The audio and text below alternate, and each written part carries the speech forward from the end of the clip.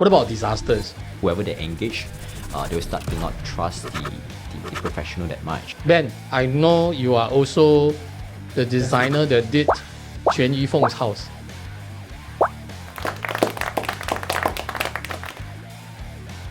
Make sure you expect the unexpected. You're a professional. You should have told me. You should have advised against me. Things, of course, will sort of like go south unless you're a first-time homeowner. You have a house to stay, right? You're staying with parents. Or live with it for a while until cui already, then change. Until really cui. And it's wrong, and you're not there, and they install. 1 week later, you come and see, I think wholesale liao. Will you get into trouble? Get into trouble. Hi everyone, welcome to this episode of the SIXiDER Show, where we ask tough questions to the designers, merchants, renovators about the interior design industry in Singapore. I'm your host, SD Ng, aka the Design Nerd. Joining me here today, we have Benjamin Toh, who is the founding designer from M2D. Now Ben, let's talk a little bit about yourself and your design practice. Hi Ashley, thanks for having me here. So M2D is actually an extension, a branch from M Square. So basically it is a family business. We started off as a construction-based company that focuses a lot on interior fit-outs for hotels and whatnot. So and today we actually branch out to do mainly residential, primarily B2C. For us, we focus a lot on creating houses that is more of like timeless, clean cuts, very similar to what you see in hotels today. So you say it's a family business and M Square is actually doing more commercial projects. Yeah. So how many decades are we talking about here? Wow, we are talking about at least 3 decades here. Yeah, so we have our own carpentry workshop, our own workers to actually execute all the ideas and vision we have for our homeowners. The reason why we got you here today is because we want to kind of open up a conversation with you with regards to the topic on DIY disasters. Yep. Are you very good at DIY? Interesting. Yeah, I'm quite because recently I have a project, right? I think completed and 2 years ago. So basically the entire house literally uses 90% of things from Taobao. So the things that you cannot imagine, such as toilet bowl, even your floor tiles, for example. Yeah, all these are from Taobao. So actually I'm quite well versed in all this like DIY stuff and what kind of implications we actually bring to the entire renovation. So it's interesting because I guess the way you see DIY is where you're getting it from not a traditional merchant, not from a traditional route, and then you doing the installation. That's your version of DIY. Maybe we can classify the 2 or 3 types of the DIY that I think people have some kind of a different yardstick. I think the first type one is actually what I call the everything hands-on. Meaning there's a shelving they really build. Or if there's painting, they really paint themselves. They buy the paint. Not that they will mix their own paint, but they will paint themselves. And then the other type, which is somewhat hybrid, where a certain percentage of the work is given to the designer. Correct. So I think hacking, wet works and all that. But when it comes to certain things like back to shelving or maybe even back to wallpaper, some people for vinyl flooring, they will buy the goods and lay themselves. Right.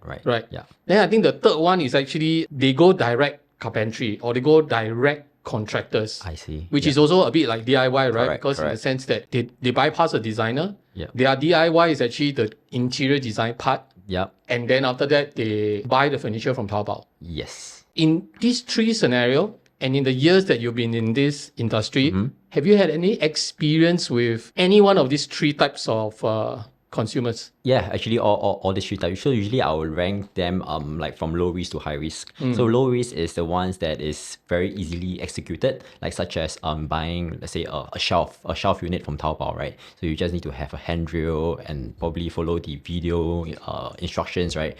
To actually assemble it and then place it. So these are low risk. So there's no implications in terms of how it will affect the foundation of the house, right? So of course we talk about the mid-tier one where you say homeowners will engage carpenters directly. So those are partly DIY as well because they have to do the liaising themselves. That is also, I would say, low risk, low to mid risk. Of course, the higher risk ones are the things that actually will affect the foundation of the house, like things like toilet bowl. If you buy like concealed shower mixers, concealed shower sets, even switches, for example. Yeah, so these are higher risk because it requires professional to actually help you lay the wires properly, make sure the pipings, the sizes, everything is fits according to what you purchase from Taobao, because all these things from Taobao actually don't really follow Singapore standards. The safety mark. Safety mark and whatnot, right? Yeah, and in terms of sizes, it might not fit. In order to make all this happen, all this product have to be here physically before we can actually execute it. Yeah, so these are of the higher risk, because if you don't install it properly and then you don't get a professional to do it, I think there's a lot of things that can actually go wrong. The way you categorize it is interesting, because you're viewing it as whether there's a risk component to it, and whether it affects your work, of course, whether in terms of delay or it causes complication. I guess one of the main things is because you're a license holder, and if you bring in a product that may not be compliant, then it affects your HDB license and your BCA license and so on and so forth. There's a fine line between the licensing, because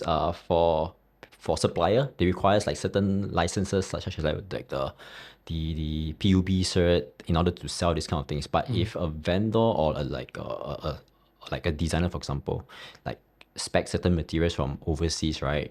These are things that the license don't really like have to cover it. Meaning that HDB will not have purview over this. Yeah, correct.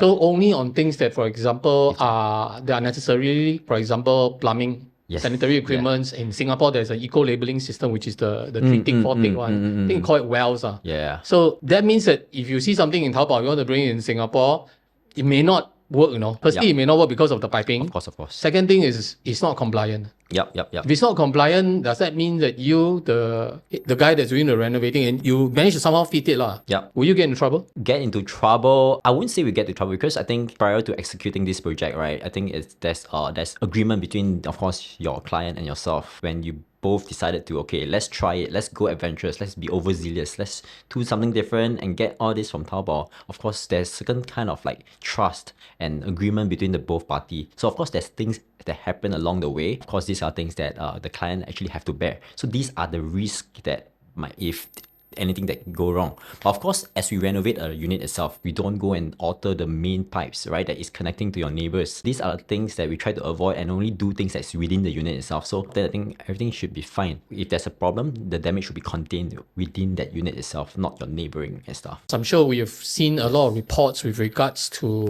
battery fire and stuff like that. And many of this actually results from products that are not compliant. Yeah. And in a renovation, one of the single most used appliance, contrary to popular belief, is not your TV, it's not your aircon, it's actually lights. Yeah. And lights is like the single most used item. And because by virtue of the quantity, some people opt for saving money. Yes. They may purchase online, or they may make a trip to across the causeway and get it from Johor and bring it in Singapore. They may or may not be compliant, of course. Yeah, of course. They will hand it over to the designer/renovator to install. Of course. Lights wise is actually of very low risk, because it consumes very little power, right? So of course, if there's certain problem with the light itself, it don't actually like bypass the electrical wirings, and then it's cause like fire to happen, right? If the light bulb spoils, it spoils. But the max, it will actually trip the DB on the inside, or even the outside of the house.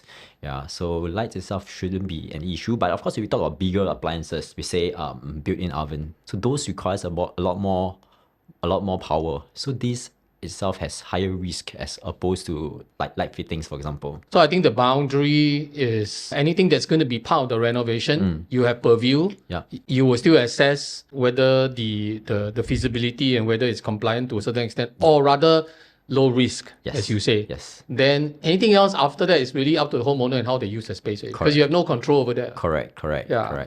Why DIY is more popular these days than last time? I see. I think one of the things I realized that in the past, like most of the time they just go to the designer to to settle everything. One-stop shop. Of late, right, you're seeing that homeowners being more adventurous, they want to participate, they want to save money. And of course, I think accessibility, like in terms of like Lazada, Taobao and all that, right, giving them a chance to explore these things. Why do you think it's less frowned upon by designers? I think one key thing would be the economy itself, for example, and of course globalization. But of course, I think what I want to say is a lot of things, right, in Singapore, because of rentals and whatnot, we can't really carry like bulk unique items as compared to the past, right? So everything that you see in shops today are primarily things that is often sold or even well received by people, so they can actually order more in, and it makes more sense for their business. Of course, if you want things that is a bit unique, a bit different, you want to customize certain shapes, the lights to be a bit different, or have like, for example, running strip lights, for example, these are the things that you seldom find in Singapore. Even if you do, it's going to be so expensive because of all the expenses, right? So back to the question, like why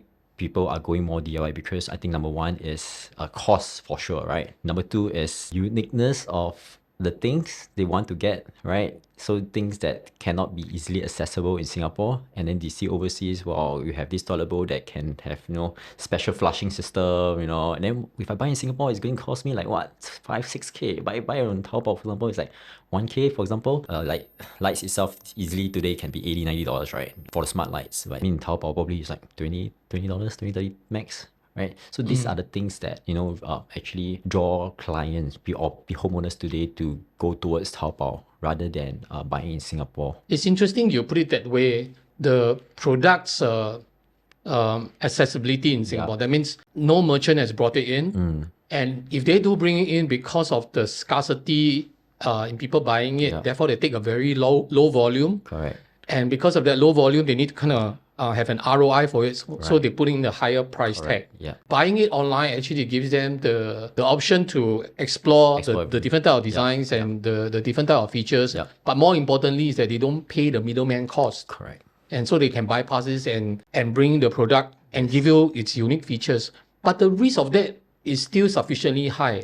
Like if the product is not even in Singapore, you've not seen it before, you don't know how it will function.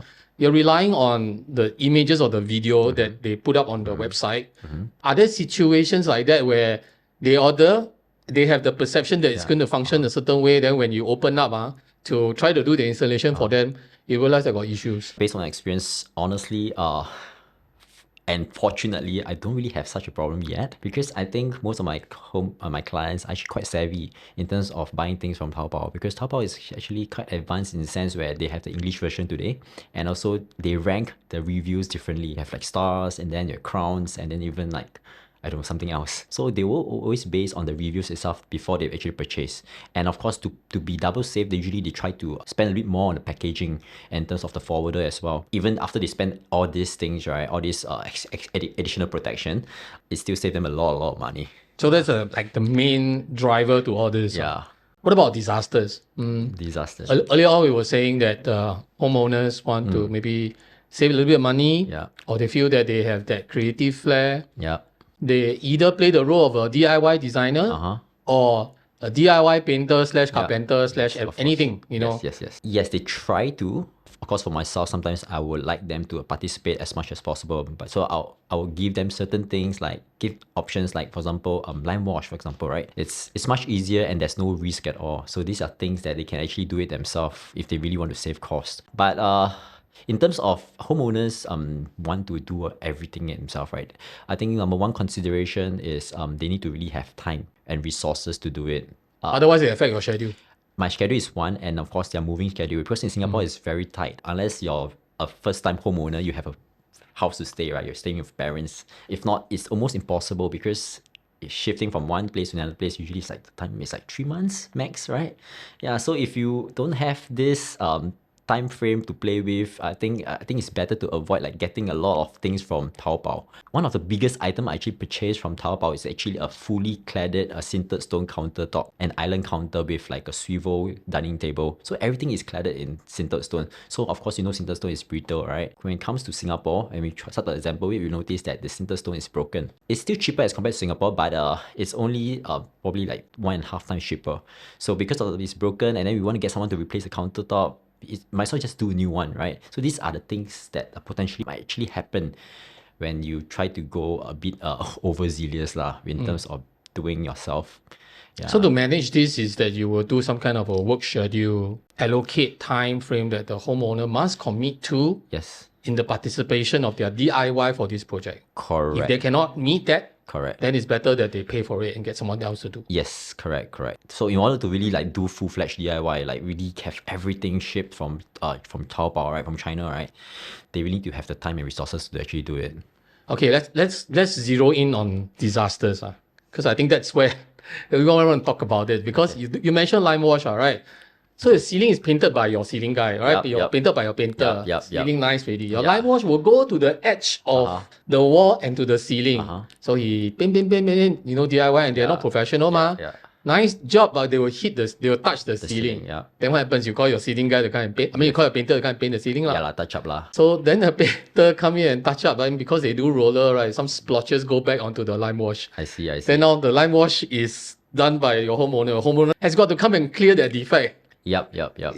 I mean, is it an awkward scenario? If I really want my homeowners or clients to actually participate in the renovation, right, what I'll usually do is I'll try to make sure they actually come in during like before the finishing phase of the renovation. Like say lime wash, for example, like before doing like all the cleaning, touch up, I'll get them come in first and then do all the necessary DIY or trowel, they call it, right, to subsequently, then of course, if they have like minor splotches onto the ceiling, then that's where I start to help them, do a bit of touch up, put a tape and help them finish up properly. Yeah, but of course, the majority of the main bulk of it, the 90% of it is probably done on them lah. I just help them with the finishing touches. So you will take ownership, because there are some renovators and designers that I know of, is that if you take this out of your contract, meaning that you go direct, then everything is your thing already. Oh, okay. And so it has nothing to do with me. I see. Of course, the renovation is a total sum of everything coming together, but unfortunately, because it's not under my contract, nor under my purview, you settle yourself. I see. Yeah, I mean, yes, but yeah, I've heard of cases like that as well. But I think at the end of the day, I think we want the house. I mean, we want both parties to be happy, right? I think happiness is everything, right?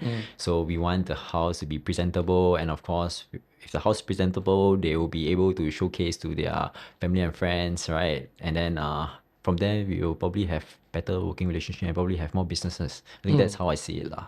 Meaning 先做人再做事啊。对。Then let's talk about, I think, something that I think can become a disaster also if the homeowner is not a designer, but they want to play the designer role. Okay. And it happens, right? Because with that accessibility to the information, everyone can do a bit of research on Google, YouTube, and to a certain extent, they are fluent. In fact, sometimes I have encountered homeowners who speak the jargon and speak the jargon pretty well.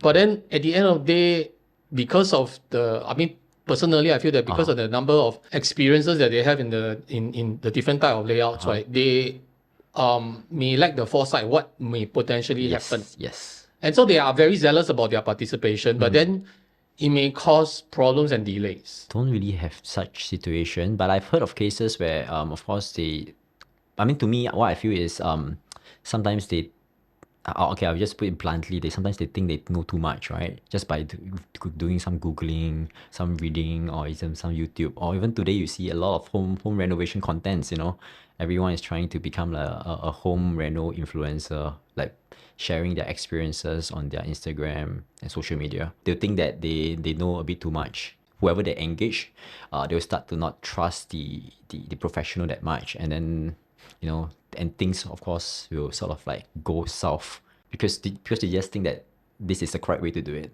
Or rather, they think that because this is their home, they know better. Yeah, correct. Yes, both parties have different ideas, different direction, and the homeowner side do have some form of bias. Yeah. With the designers to begin with. Yeah, of course. It doesn't help that the industry has a lot of fake designers, right? Designers who pass off as salespeople, pass off as designers, and then eventually the homeowners get jaded, and therefore they feel that they have a right to say about what they want or participate in the design. Right. Somehow or other it spills over and affect the real designers. The consequence is quite bad. And I'll share a little bit of story about one customer that I had last time.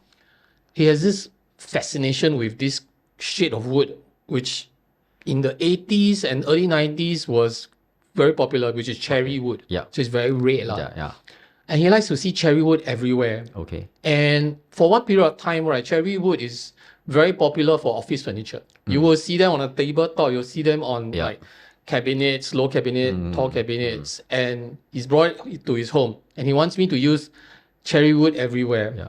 And when we proposed false ceiling, which is typically using plaster, he also wanted it to be wood-cladded cherry wood. We will probably use laminates, which is the most cost-effective medium, and in terms of color, it will be very stable. Of course. Veneer would change its change color over and all time, that. So he's okay with laminates, but he is not acceptable that there are joinery lines. I see. There's a certain thickness to laminate, and there's a certain size, which is 4 feet by 8 feet. Yeah. And then go into a ceiling, right? And usually, when you do plaster, you can't see the joint lines, right? Yeah. But when you do it on wood, you will see a lot of joint lines. And we explain time and time again, this is what to expect. Potentially happen, yeah. He feels that your old man can solve that problem lah. When we install and he sees all the joint line, he cannot accept. Wow. And then, this is what he said. You're the professional. You should have told me. You should have advised against me. Advice again. Wow. Okay. All right. Okay. These are the kind of people I would say they don't take ownership for their choices, right? Regardless of choosing an interior designer or choosing the kind of materials you're going to use, they just refuse to take ownership. They just choose to push the blame. Yeah. Just push there. Just push it. Easy to say, ma. If it's a success, it's his glory. Yeah, correct. If it's a failure, Because this is what I wanted to do, right? Yeah, this is my idea, and you can execute it. It's my idea. It's my glory, right? So you're quite lucky that you haven't kena what I kena before. I think very importantly is like to create a good rapport and make sure that whenever you try to bring certain messages across, you must let them know that these are the potential problems that might actually happen before you actually execute certain things. If you want to really DIY, get sanitaries from Taobao, we make sure that we lay the ground, all right? Make sure that we advise according what are the potential problems that might happen. If really happen, will you have the resources and time, and are you willing to spend days outside to actually rectify it, to change to a new ones that is available in Singapore? So these are things we have to really let the homeowners know first. Yeah. So fortunately for my that DIY project, that Taobao house project, 2 years so far, still going strong. So thank God.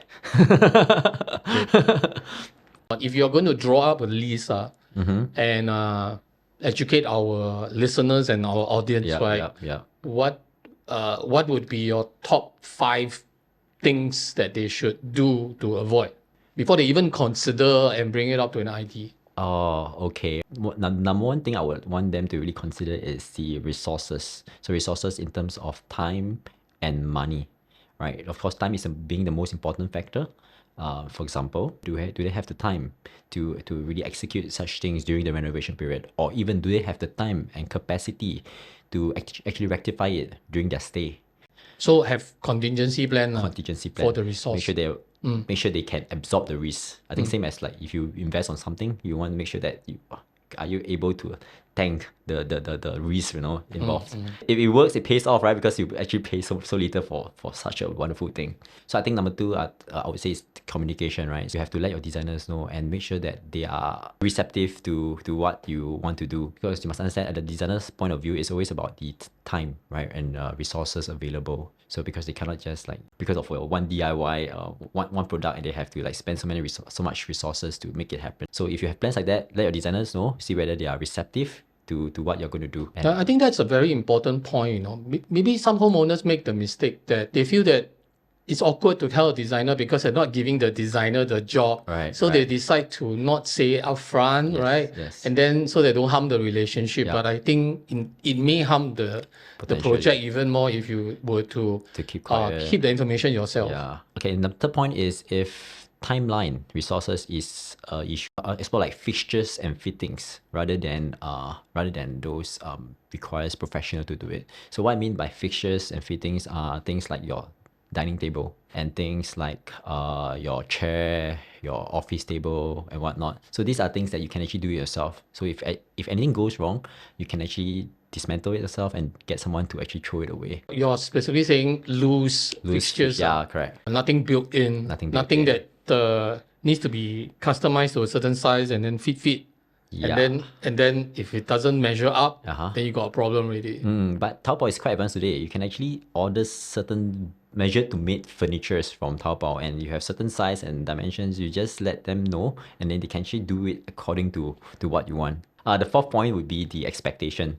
So of course, Whose expectation? the homeowner's expectation. Of course, you already purchased something that is from overseas, and of course, it's not expensive. You cannot have really high expectation, thinking that it's actually something that is of a luxury product, right? To be perfect. Make sure you expect the unexpected. When you unbox it and you notice that the tabletop start to break and whatnot, these are things that you should actually bear responsibility for it, rather than trying to find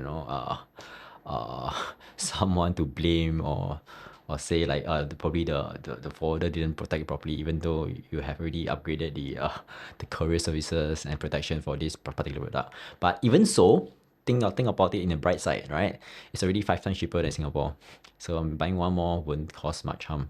Or live with it for a while until cui already, then change. Until really, really cui. Yeah, if like minor scratches, minor dents, I think all these things you can still actually live with it. Yeah, so you need to manage your expectation. Correct. Okay. That's very important, I feel. Like one of the more important points before you embark on this DIY thing. Yeah. Okay, so my last point is being responsible for who you're going to engage, and it's also important to let your designers know that the vendors you're going to engage, how will it actually affect the renovation. So for example, if you plan to get certain vendors outside on top of what the designer is going to execute for you, it's good to let the designer know, and then at the same time be responsible for all these subcontractors. That means the homeowner has got to coordinate. Have to coordinate. It's not an expected thing that they can expect the IDs to jaga for them and all that. Yes, correct. Because not everyone is like you. Oh yeah, correct. It's because it's their own vendor at the end of the day, right? And then for the ID itself, they don't get a card from it, and sometimes the vendors don't even listen to the ID. Precisely, yeah. They master not them. Correct. Important that you're there physically to know what's going on, to know how the vendor is going to work together for ID. So basically, in short, you become the middleman for both the interior designer and the contractor. Just imagine you're the homeowner. You go to this window shop, yeah, and you chose, let's say, a double glaze. You chose a certain powder coated finish, and you inform the ID that it is coming, and the ID is willing to help. But when the thing came and installed, the ID didn't go with you to the shop. The ID didn't propose to you which particular double glaze, which particular powder coated. And when the thing is installed, and mind you, it's the whole house windows, and it's wrong, and you're not there, and they install. And 1 week later, you come and see, I think wholesale. Yeah, correct. Yeah. So that responsibility and that ownership has still got to be there. That's important. Whether you have an ID or don't have an ID, at the moment you decide to DIY, the caveat is you have to jaga yourself. Correct. Yeah. Correct. Ben, I know you are also the designer that did Quan Yi Fong's house. Yes. So I want to know, you seem to be very receptive to DIYs and homeowners participating. Did she play a role in the DIY part in your project? Not at all, actually. Total faith and trust. Yeah, zero. I've never seen her. Yeah, basically what she was there just to finalize on certain materials, to see whether this certain texture or color works well for her. Apart from that, no.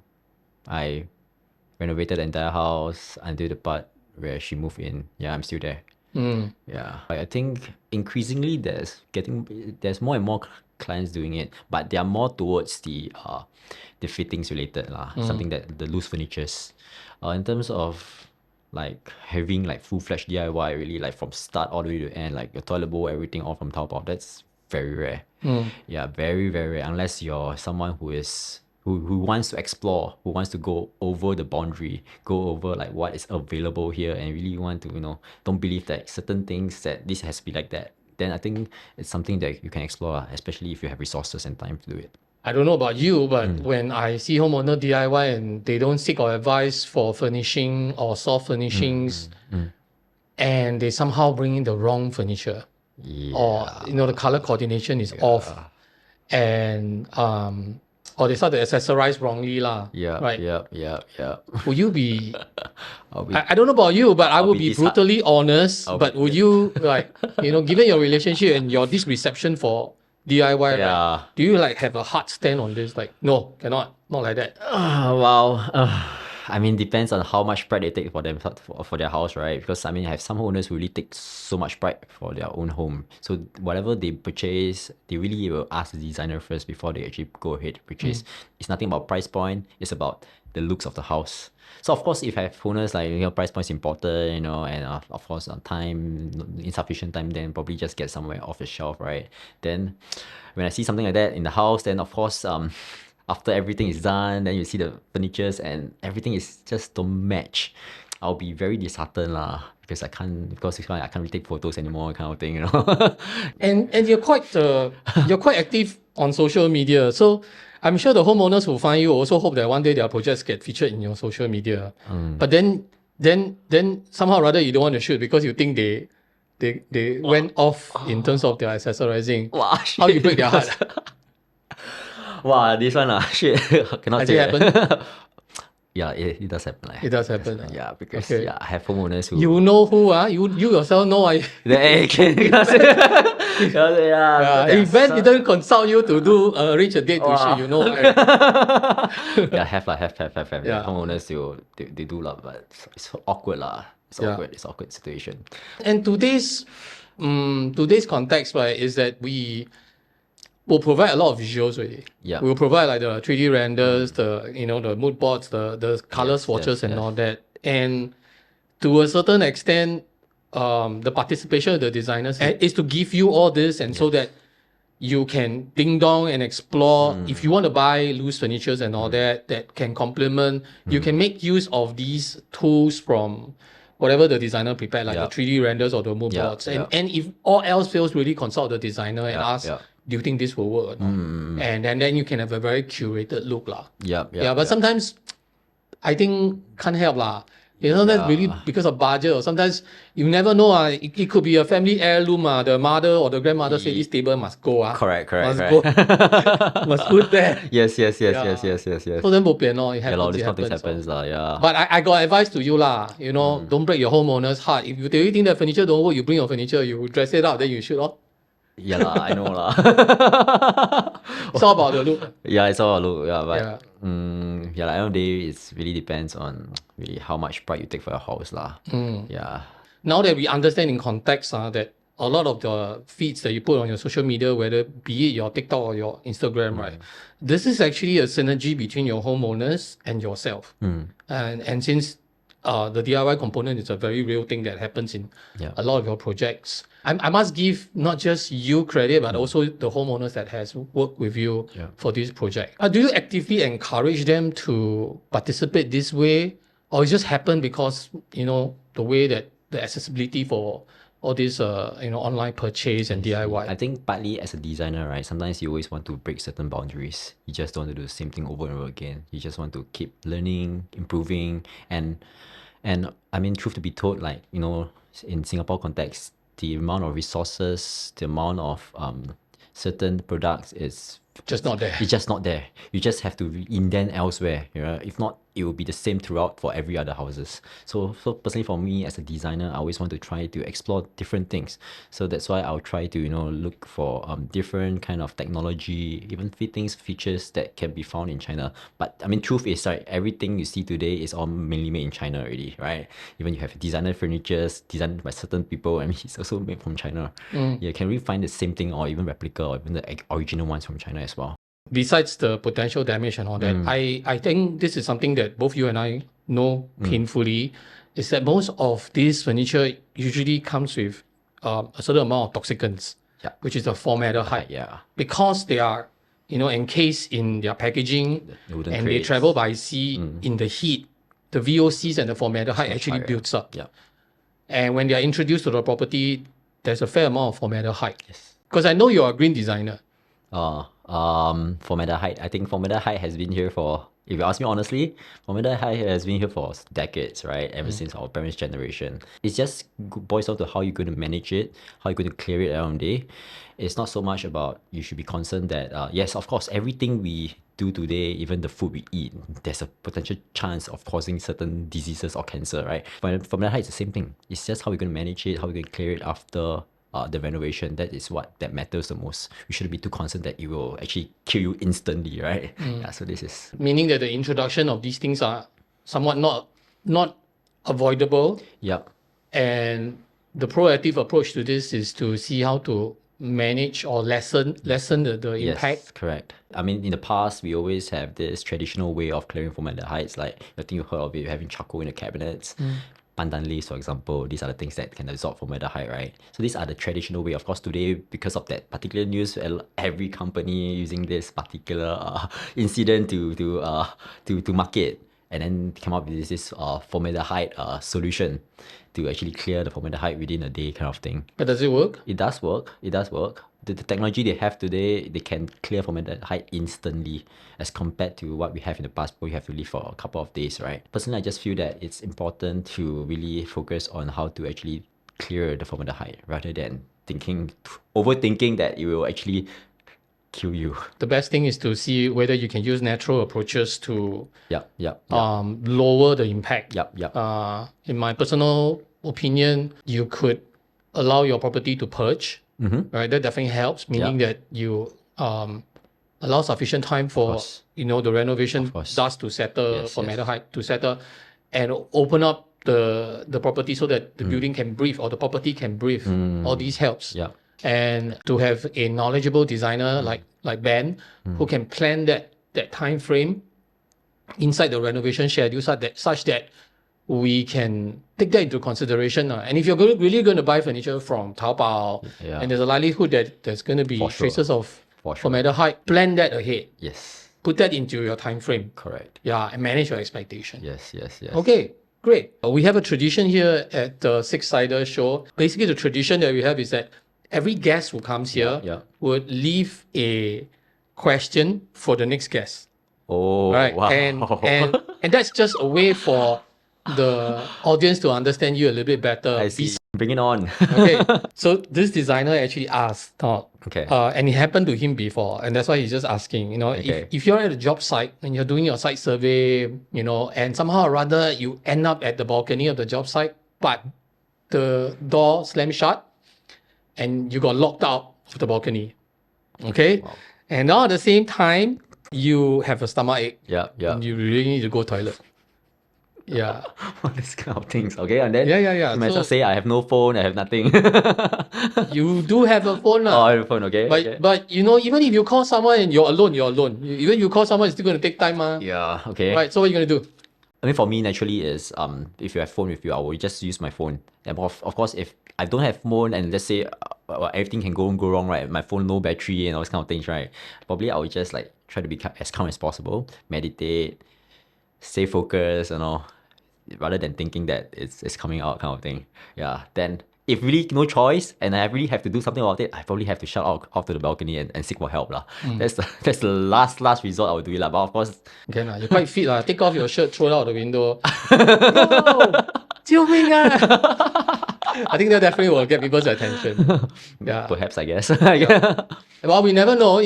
Things happen all the time. Yeah. Okay. We've come to the end of the SIXiDER Show. We hope you enjoyed this episode where we talked about DIY disaster. And in the eyes of Ben, a trend professional, it's not so much of a disaster. It's basically manageable and proactive participation with the homeowners. So remember, if you're going for a DIY and you're looking for a designer that can complement you in your DIY process, look no further with our SIXiDER's verified designer, M2 Decor or M2D, Ben Toh. Thank you and goodbye. See you again.